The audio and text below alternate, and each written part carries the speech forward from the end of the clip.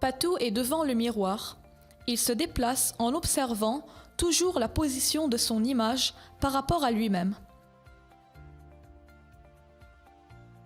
Voilà, cette situation est exactement une simulation de la symétrie axiale. Définition. On dit que deux points A et A' sont symétriques par rapport à une droite D lorsque AA' est perpendiculaire à D et la distance de A à D égale à la distance de A' à D. Autrement dit, A et A' sont symétriques par rapport à une droite D lorsque D est la médiatrice du segment AA'. Et dans ce cas, on appelle D un axe de symétrie. Patou. Voici un point A et une droite D. Construis le point A', symétrique du point A par rapport à la droite D.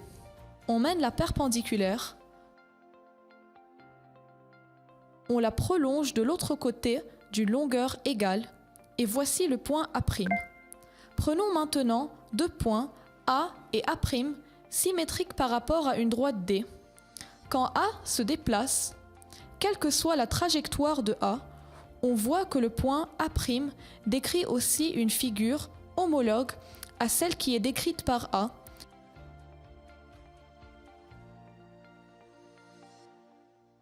Et la figure globale ainsi obtenue possède la droite D comme axe de symétrie. Les deux parties de cette figure globale sont de même forme et de même dimension, mais elles sont de sens opposé par rapport à l'axe de symétrie. Reprenons l'exemple du miroir. Si l'on met un certain mot devant le miroir, on le voit inversé derrière le miroir, de telle façon qu'il sera très difficile à lire. Voyons maintenant quelle figure déjà connue possède des axes de symétrie. Dans un carré, la droite joignant les milieux de deux côtés opposés est un axe de symétrie. Regardez cette animation. Encore, dans un carré, la diagonale est un axe de symétrie.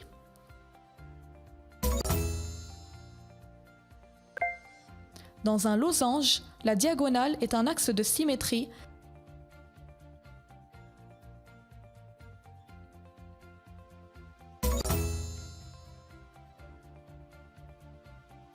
Alors que la droite joignant les milieux des côtés opposés n'est pas un axe de symétrie.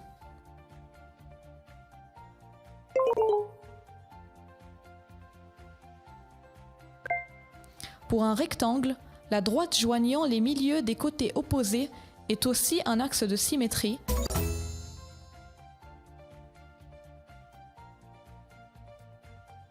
Alors que la diagonale d'un rectangle n'est pas un axe de symétrie.